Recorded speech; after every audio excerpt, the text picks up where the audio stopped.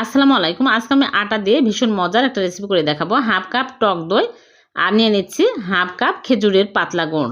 তারপরে আমি এখানে দিয়ে দিচ্ছি সামান্য পরিমাণে লবণ আর ঘি দিয়ে দিচ্ছি 1 চামচ দিয়ে ভালো করে মিক্স করে নিব। তারপরে আটা দিয়ে দিচ্ছি 1 কাপ আর বেকিং সোডা দিয়ে দিলাম হাফ চামচ দিয়ে ভালো করে মাখিয়ে নিতে হবে। আরও সামান্য পরিমাণে আটা দিয়ে আমি অল্প অল্প করে খেজুরের পাতলা গুড় দিয়ে মাখিয়ে নিচ্ছি। আর গুঁড়া দুধ দিয়ে দিচ্ছি 3 চামচ। গুঁড়া দুধ দিলে আরও টেস্টি হবে, খেতে ভালো লাগবে। এখন ভালো করে মাখিয়ে নিব। তারপরে আমি গরম তেলের মধ্যে এইরকম করে দিয়ে দিচ্ছি। ছোট ছোট করে দিতে হবে, তাহলে ফুলে একদম বড় বড় হয়ে যাবে।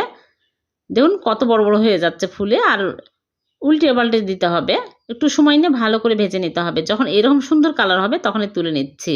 খুবই টেস্টি, এইভাবে বাড়িতে বানিয়ে দেখবেন। সকাল বিকেলের চায়ের সাথে খেতে খুবই ভালো লাগে। ভালো লাগলে লাইক কমেন্ট শেয়ার করে দেবেন।